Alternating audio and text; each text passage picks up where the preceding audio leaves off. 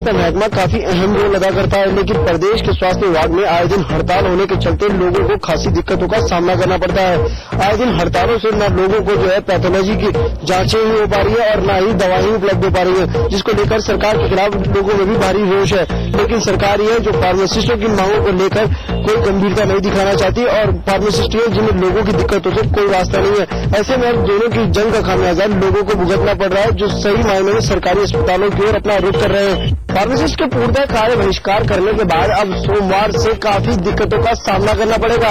मरीजों को पहले तो दवाएं उपलब्ध नहीं हो रही थी और अब टीके भी नहीं लग पाएंगे। ऐसे में सरकार के सामने एक बड़ी चुनौती है फार्मासिस्ट की हड़ताल तोड़वाना। कानपुर में एक छात्रा को छेड़खानी का विरोध करना उस वक्त महंगा पड़ गया जब सुहृदों ने छात्रा को कार से टक्कर मारकर घायल कर दिया। घायल छात्रा को प्राइवेट अस्पताल में भर्ती कराया गया है, जहां उसकी हालत नाजुक बनी हुई है। कानपुर के काकादो थाना क्षेत्र के शिवाजी नगर इलाके में 11वीं की छात्रा जब कोचिंग पढ़कर वापस घर लौट रही थी, तभी छेड़खानी कर रहे सुहृदों का विरोध करने पर सुहृदों ने अपनी कार से छात्रा को टक्कर मार दी। वहीं छात्रा को परिजनों ने प्राइवेट अस्पताल में भर्ती कराया है और छात्रा की हालत गंभीर बनी हुई है। छात्रा के परिजनों को आरोप लगाया कि छात्रा ने कुछ दिन पहले अपनी मां को सुहृदों की छेड़खानी का जिक्र किया था, लेकिन सुहृदों ने इतनी बड़ी वारदात को अंजाम दे दिया।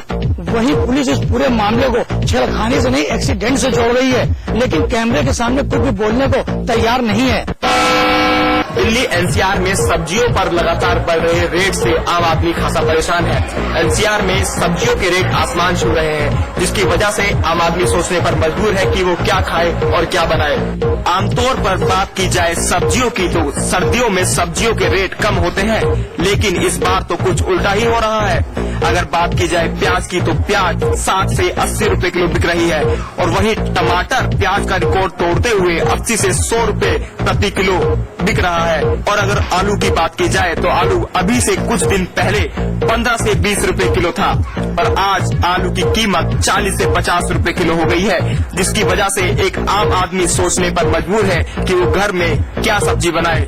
गौरतलब है कि सब्जी के रेटों में आए उछाल से आम आदमी तो खासा परेशान है, लेकिन वही आम आदमी इसका दोष सरकार पर मंड रहा है। काफी लंबे अरसे से फरार चल रहे अपराधियों की धरपकड़ के लिए गाजियाबाद पुलिस ने एक अभियान चलाया। इस अभियान के दौरान पुलिस ने करीब 150 अभियुक्तों को गिरफ्तार किया है। ये विभिन्न मामलों में फरार चल रहे थे। गाजियाबाद पुलिस ने काफी लंबे अरसे से फरार चल रहे करीब 150 अभियुक्तों को एक अभियान चलाकर गिरफ्तार किया है।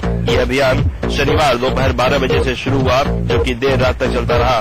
करीब 12 घंटे तक चले इस अभियान में कुल 147 लोग अरेस्ट किए गए, जिनमें 53 अभियुक्त ऐसे थे जिनके खिलाफ कोर्ट से वारंट जारी होने के बाद भी वो कोर्ट में पेश नहीं हो रहे थे। 51 अभियुक्त लूट, हत्या और डकैती जैसे गंभीर अपराधों में वांटेड चल रहे थे, जबकि 43 लोगों की पुलिस को अन्य मामलों में तलाश थी। यह अभियान पूरे गाजियाबाद में चलाया गया। अपराध के बढ़ते ग्राफ को कंट्रोल के लिए गाजियाबाद पुलिस ने ये प्रयोग किया था। इसके पहले भी ऐसा ही एक अभियान चलाकर करीब 100 अपराधियों को गिरफ्तार किया गया था।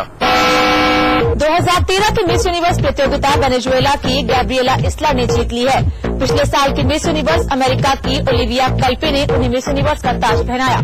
वेनेजुएला की टीवी प्रस्तोता गैब्रिएला इस्ला नई मिस यूनिवर्स बन गई है। मॉस्को में एक शानदार समारोह में उन्हें विजेता चुना गया। अमेरिकी गायक स्टीवन टाइटलर समेत निर्णायक मंडल के सदस्यों ने कुल 86 प्रतिभागियों में से विजेता का चयन किया। समारोह को दुनिया भर में लाखों लोगों ने देखा। पिछले साल की विजेता अमेरिका की ओलिविया कल्पो ने उन्हें हीरो से जड़ा ताज पहनाया। स्पेन की पैट्रिशिया यूरेना प्रतियोगिता में दूसरे स्थान पर रही। मिस यूनिवर्स का खिताब जीतने के बाद गैब्रिएला इस्लर की खुशी का ठिकाना नहीं रहा। इंदौर में जन्मी और वहीं पर हायर सेकेंडरी पूरी करने वाली मानसी ने टॉप 10 में तो जगह बनाई, लेकिन वो टॉप 5 में नहीं पहुंच पाई। कोलकाता में बल्ले से शतक और गेंद से कमाल करने वाले आर अश्विन टेस्ट में ऑलराउंडर की सूची में पहले स्थान पर आ गए हैं। महज करियर के 17वें मैच और 2 सेंचुरी और 90 से ज्यादा विकेट लेने का कारनामा करने वाले दुनिया के पहले खिलाड़ी आर अश्विन, और उनके इस प्रदर्शन से उन्हें रैंकिंग में फायदा भी मिला है। अश्विन ने वेस्टइंडीज के खिलाफ कोलकाता टेस्ट की दोनों पारियों में 5 विकेट झटके तो शानदार शतकीय पारी भी खेली। अश्विन ने गुपचुप तरीके से ऑलराउंडर की कमी पूरी कर दी। रविचंद्रन अश्विन कोलकाता में वेस्टइंडीज के खिलाफ अपने पहले टेस्ट में शानदार प्रदर्शन की बदौलत आईसीसी टेस्ट रैंकिंग में ऑलराउंडर की सूची में टॉप पर पहुंच गए हैं। अश्विन ने 124 रनों की पारी खेलकर अपना दूसरा टेस्ट शतक जड़ा। साथ ही 40 ओवर में 11 मेडन से 98 रन देकर 5 विकेट हासिल किए। अश्विन ने ऑलराउंडर की सूची में शकीब अल हसन और जैक कालिस को पीछे छोड़ दिया है।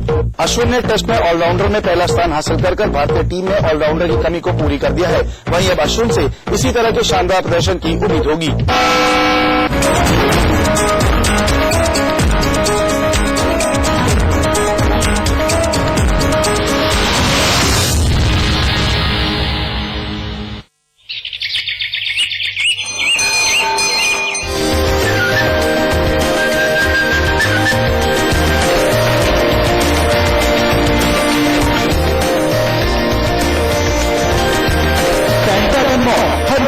उत्तराखंड का सबसे बड़ा मॉल और मल्टीप्लेक्स निर्माता Supertech. Julie, my love, you're the love of my life. Julie!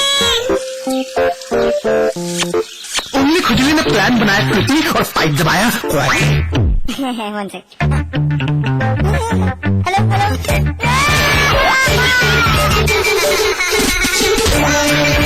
Refreshing मिनी गन आगली क्या? एक तीन दो का जाप तुमका कौन सिखलाया?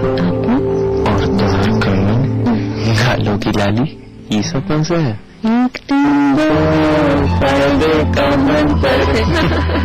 ये मंत्र हम भूले वाला नहीं, याद है ना? एनएम दीदी कह रही पहले और दूसरे बच्चे के बीच रखो 3 साल का अंतर, जिससे माँ और बच्चा रहे स्वस्थ और होगी बहुत बचत। है ना फायदे का मंत्र? अब मेगा मॉल बनेगा, जो biggest India has ever seen. यहाँ स्टेडियम बनना चाहिए। चैरिटी के बारे में सोच रहे हैं। कभी तो ऐसा ख्वाब देखिए जिसमें हजारों ख्वाब शामिल।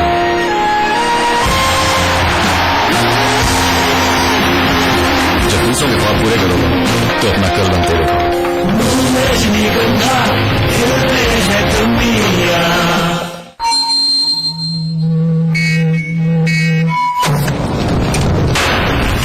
पत्रकारिता के हर फन का उस्ताद जो खबरों में भर देता है फौलाद, सच की वकालत करने वाला एक नौजवान जो बंद कर देता है हर झूठ की जुबान। लोग कहते हैं जिसे बेबस और मासूम की आवाज, जिसकी एंकरिंग का है अपना एक अलग अंदाज। देखिए अतुल अग्रवाल को सिर्फ समाचार प्लस पर। खबर वही जो हमने कही, जंग का एक मैदान जहां होगी सवालों की सख्त घेराबंदी, तथ्य और आंकड़े करेंगे निगरानी, झूठ बढ़ा देगा जवाब देने वाले की परेशानी, तर्क तोड़ देगा जुबान पर लगे ताले, दिल का भेद निकाल लाएंगे सच के नुकीले भाले।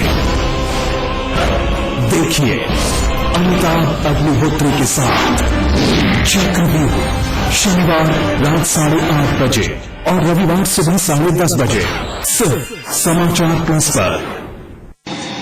एक छोटू एक चाय लाना। एक छोटू कोल्ड ड्रिंक। अरे छोटू एक छोटू 2 सिगरेट लाना। छोटू सड़क छाप ढाबों में काम करने वाले बाल मजदूर को आमतौर पर इसी नाम से पुकारा जाता है। भारत में 1 करोड़ से ज्यादा ऐसे छोटू बाल मजदूरी के शिकार हैं। ये ऐसे पढ़े लिखे लोगों के लिए काम करते हैं जो कि बाल मजदूरी पर ध्यान नहीं देते हैं। कॉर्पोरेट कंपनियों में काम करने वाले कर्मचारी तो ऐसे बच्चों को अपनी कंपनी के आसपास रोज देखते हैं, लेकिन वे इन बच्चों की पूरी तरह से उपेक्षा कर देते हैं। तो आखिर हम कॉर्पोरेट भारत का ध्यान इस तरफ कैसे आकर्षित करते? हमने एक ऐसे छोटू की पहचान की जो कि एक कॉर्पोरेट कंपनी के कर्मचारियों को रोजाना चाय पहुंचाया करता था। इसके बाद हमने छोटू को छोटू चाय वाले से छोटू सीईओ में बदल दिया और उसे ठीक उसी कॉर्पोरेट कंपनी में काम करने के लिए भेज दिया।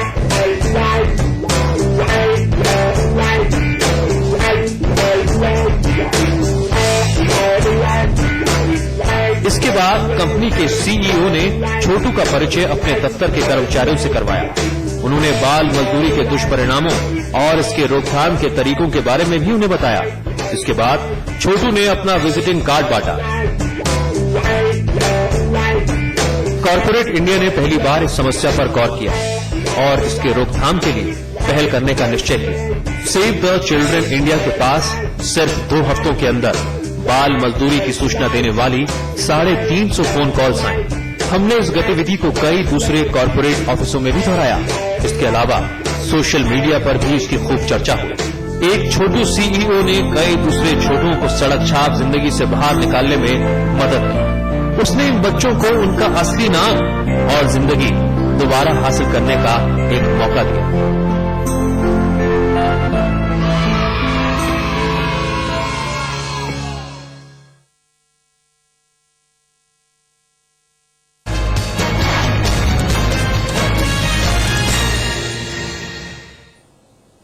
नमस्कार, आप देख रहे हैं फाइनल रिपोर्ट और मैं हूं आपके साथ अक्षय गौर। खबरों की शुरुआत करेंगे, लेकिन उससे पहले एक नजर अब तक की हेडलाइंस पर।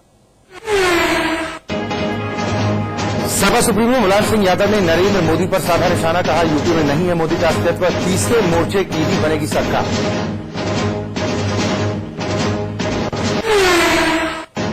लोकसभा चुनाव की तैयारियों में जुटी बीएसपी। लखनऊ में पार्टी सुप्रीमो मायावती ने प्रदेश के सभी कोऑर्डिनेटर्स के साथ की बैठक, बूथ स्तर पर कमेटी गठित करने के निर्देश।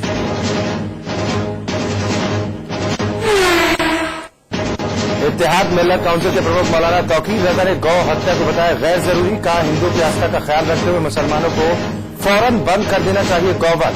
टोपी और टीके को भी राजनीति से दूर रखने की कही बात। संभल में कल की महोत्सव का हुआ आगाज। महोत्सव के दौरान देखी तौकीर रजा और कांग्रेस की नजदीकियां। एक मंच पर साथ आए दिग्विजय सिंह ने तौकीर की शान में पढ़े कसीदे। बाल बाल बचे गृहमंत्री सुशील कुमार शिंदे। लैंड करते वक्त हेलीकॉप्टर का पिछला पहिया मिट्टी में धंसने से मचा हड़कंप। आरएफ लोक व्यवस्था अकादमी का उद्घाटन करने पहुंचे थे शिंदे। कांग्रेस विधायक कुंवर भरत चैंपियन ने फिर छेड़े बगावते सुर। हड़ताली कर्मचारियों के समर्थन में उतरे चैंपियन ने बहुगुना सरकार पर फिर उठाए सवाल, कहा कर्मचारियों की सुध नहीं ले रही सरकार। उत्तराखंड में जारी है फार्मासिस्ट और लैब टेक्नीशियंस की हड़ताल। 21 सूत्रीय मांगों को लेकर जारी है कार्य बहिष्कार। दवाएं न मिलने से मरीज हुए परेशान। कानपुर में दबंग युवकों ने की लड़की के साथ छेड़खानी। विरोध करने पर कार से टक्कर मारकर तोड़ दी छात्रा की टांग। महंगाई के बीच सब्जियों के बढ़े दाम ने आम आदमी को किया परेशान। प्याज ने लोगों को रुलाया तो अब डराने का काम कर रहा है टमाटर।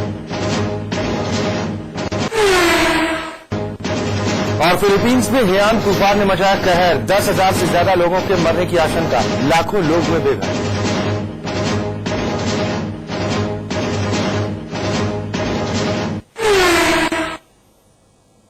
और चलिए खबरों की शुरुआत करेंगे। सबसे पहले बात समाजवादी पार्टी के सुप्रीमो मुलायम सिंह यादव की, जो मानते हैं कि भारतीय जनता पार्टी उत्तर प्रदेश में सिर्फ सपा से डरी हुई। हरदोई पहुंचे मुलायम सिंह यादव ने पत्रकारों से बातचीत करते हुए कहा कि उत्तर प्रदेश में मोदी का कोई अस्तित्व नहीं है।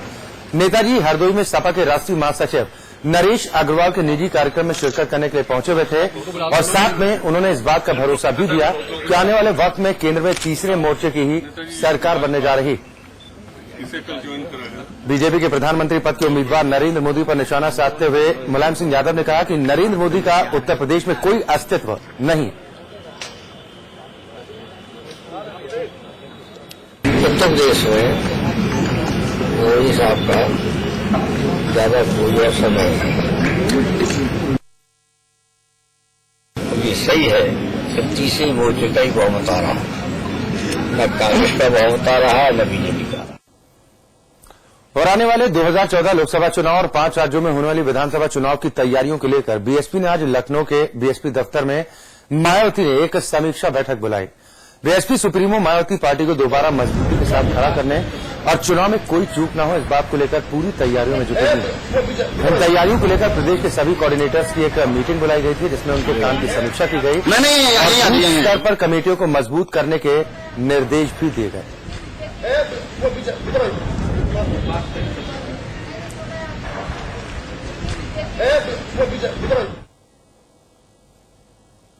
समाजवादी पार्टी लखनऊ कार्यालय से निकली सामाजिक न्याय रथ यात्रा देर रात को फतेहपुर पहुंची और इस दौरान कार्यकर्ताओं की तरफ से न्याय रथ के साथ आए लोगों का जोरदार स्वागत किया गया।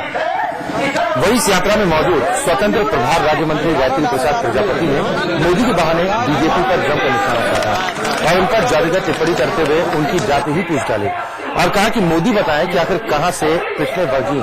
वही साथ आए सपा के वरिष्ठ नेता लालता प्रसाद ने बीएसपी पर निशाना साधते हुए मायावती को पिछड़ों का हक खाने वाली महिला करार दिया। बहन न कहते हुए मौसी कहने की बात कही।